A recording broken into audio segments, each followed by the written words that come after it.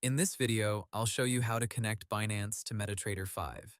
The first thing to know is that regular Binance users usually can't connect a personal Binance app account directly to MetaTrader 5, the way they would log into a normal MT5 broker server. Binance's MT5 connection offering is aimed at brokers and institutional partners through the Binance Link or gateway setup, where a broker connects its MT5 server to Binance liquidity.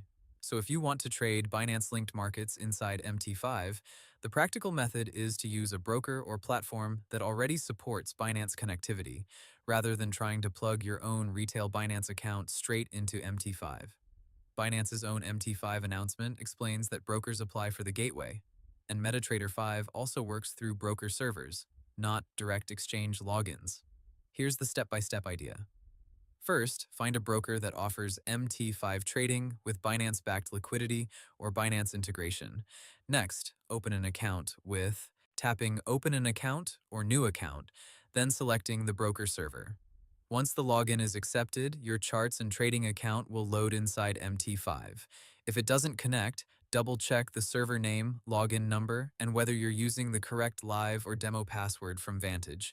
Hope the tutorial was helpful. Subscribe to my channel and see you in the next video.